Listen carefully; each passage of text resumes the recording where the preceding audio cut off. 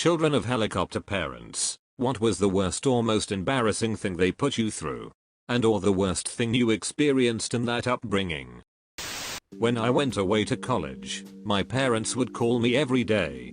I went away to a fraternity weekend retreat during my freshman year where us pledges weren't supposed to bring our phones.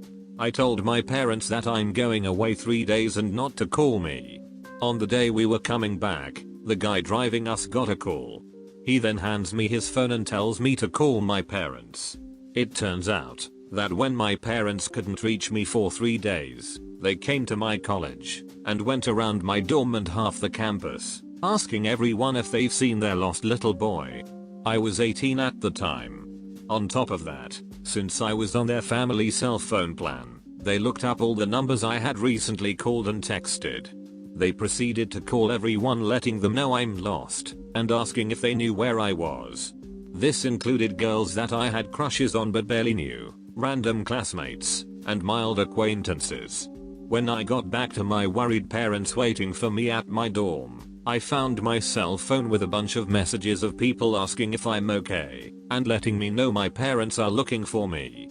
For the next day, every 1 in 5 people I walked past would ask me if I talked to my parents because they were looking for me. My cousin had an interesting freshman year experience.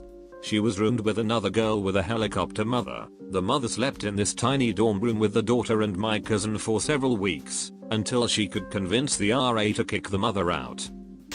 My buddy had the worst helicopter mom. We were going to college 3 hours away from his hometown, and ended up at a random after bar party with people we met just that night. His mom showed up, no idea how she found us, walked in and grabbed him by the ear, and dragged him out to her car. She then proceeded to drive him back to our hometown. The next day, she made him get a ride back to college with his former high school sweetheart he had recently broken up with. She did all this because mom didn't approve of the breakup. Edit, it probably was a phone tracking thing. Pretty sure he was still on a family plan at the time. He's now married to a woman who is, in my opinion, also rather controlling. Oedipus is real.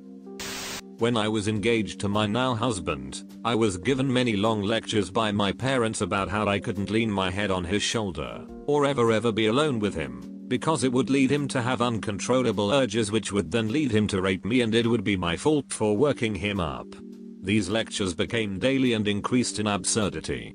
Glad my husband was able to stick it out. Things are much better now that I live with him on the other side of the country. This thread is my life.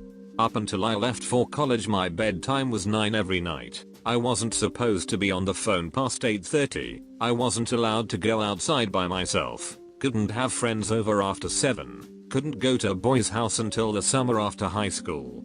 I had to show my parents my grades every semester to show I was successful.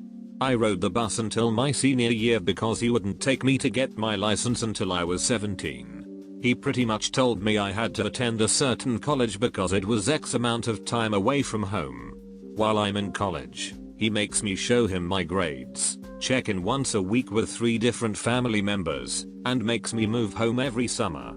Now that I'm applying for master's programs and trying to move away, every conversation ends with an argument about me moving away and trying to start my own life. Edit, my parents were divorced, and when my mom died I moved in with my dad and his girlfriend at the age of 10. The first time I told him no he tried to hit me with a belt. He's been paying for my college out of the benefits I received from my mother, which I didn't even know about until a brother from my mom's side told me about them. My dad became enraged when I found out about the money, and he cut off communication with that side of the family. Showing grades is totally normal, until a surprise visit campus trying to fact check, or when my then boyfriend hung himself and my grades dropped. He told me I was too stupid for college and wasting his money and needed to drop out. Him and his GF worked all of the time so I went to babysitter until I was a sophomore on high school. I feel like I don't have the ability to make friends now, because my social interactions were really limited due to some of his rules. I didn't really know how to have a relationship with men growing up. I just did whatever would make them happy and not get upset with me. I don't really know how to do a lot of life things myself and my boyfriend is slowly teaching me, thank God. When I was a sophomore in college I stayed the night at my then boyfriend's house, and my dad told me I must have just spent the last year in school sleeping around and no one would want me because of it. I live with my now boyfriend, and it's the longest relationship I've ever been in and he's helping me move away. I was accepted to a master's program in Canada and one in my home state, and I'm terrified to leave, so I'm going to the in-state one. It's farther away than now, so I see it as a baby step. No one in our family lives outside an hour drive from each other. I'm the first to go to college and actually finish, and I'm going to get away. I wasn't allowed to hang out with girls when I was younger, and one day I was at the school park with some of my friends and there were a couple girls there too. My mom called me on the phone to ask who I was hanging out with. I only mentioned my guy friends.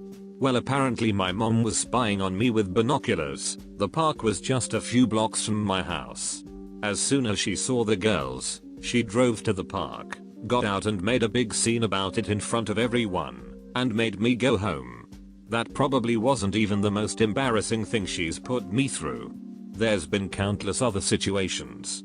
Gee, what a fantastic way to stunt the growth of your child's social skills.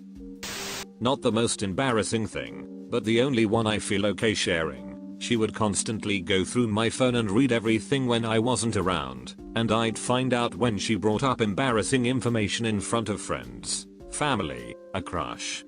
Once she found my crush on Facebook and messaged him a long ass message that I don't even want to know what it said. All I know is that he was super uncomfortable when he asked me if I knew she had contacted him. As for the worst part about it, I never felt a sense of freedom. I always felt watched. I was never a bad kid, but I felt violated every day and night. I felt like I never had my own sense of self. Your mum was the McAfee antivirus of your life. Ha. Finally an Askreddit thread I have a good answer to. I am still a teenager, so I'm still putting up with my parents' helicopter habits. My parents were furious when they found out I had watched the Hunger Games at a friend's house. Same thing happens whenever I watch a movie rated PG or above and they're not there to fast forward through the kissing scenes and mild cursing. They don't allow me to spend money without telling them first. I once bought a pack of gum without telling them. It wasn't pretty. Long story short, I got my phone taken away for a week after being chewed out for a solid hour. My dad has software on my phone that tells him whatever I do on the internet. This includes texting and calling. He'll probably see this, but I don't care. I'd better stop typing now, they might catch me. My mother once drove to my workplace after school when I was 17 to check and make sure I was actually working. She then freaked out at me when I got home because she claimed I wasn't there, when really she just didn't drive all the way in the parking lot to avoid being seen since she drives such a distinct car. That was around her phase of thinking I was on hardcore drugs and sleeping with the entire male population of my town. I was an A+ student who worked every day after school plus weekends. Don't know when she thought I'd have time for all of that.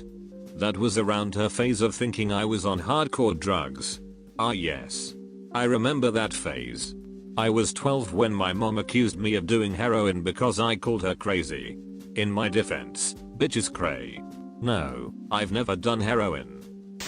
One of the more memorable experiences, when I was a freshman, my cousin was a senior and through him, I made a lot of friends that were upper class men. So at the end of the year, I got invited to go to prom. My parents made my date, who was just a friend, come over 2 weeks before prom and basically asked him every question imaginable. They got his phone number, home number, email, the works. He was super chill about it because my cousin had warned him beforehand. When prom actually came around, I wasn't allowed to ride in the limo with everyone else. Instead, my mom drove me in her ugly ass Astro van that looked like the Mystery Machine, and she had my siblings and cousins packed in there. When we got to the venue, she got off with me and asked an administrator if she could stay. Thank God he said no. Oh, and I had a curfew 8:30 p.m. It was 7 when I got there. Ugh. Your mom clearly thinks she is on a permanent escort mission. Mom read in my diary that I had lost my virginity to my BF of the time ex. She called my school's principal to tell him that ex had raped me. Oh my god. What happened then? Surely you cleared X's name, right? X gone gave it to her. Depriving me of internet. In grade 9, I was only allowed to use my laptop in the kitchen to do my homework. My parents blocked Facebook, but I found websites that helped me use Facebook chat. In grade 10, I was allowed to take my laptop to my room, but my dad turned my internet on and off every other hour from 8 in the morning until midnight, at which point it shut off for the night. It was ridiculous because I could never sit down long enough to get any work done before the internet was gone, and I had to wait for the next hour. My dad found out about the chat sites I used as a workaround for Facebook and blocked those. I resorted to using Bing Bar's Facebook chat function, which was slow and glitchy. In grade 11 and 12, my internet was shut off at 1 in the morning and parental controls were removed. I went crazy and watched Netflix and talked to people all the time, which obviously had a negative toll on my grades. TLDR, my parents made me use Bing. My dad followed me into jury duty when I was 21 because he didn't believe I could do it myself. I insisted that he didn't come, but he did anyways. He was stopped by security guards outside the area and he threw a huge fuss about not being able to accompany me. Most of the courtroom was confused and weirded out. Luckily, they didn't need me throughout the trial, so I was dismissed.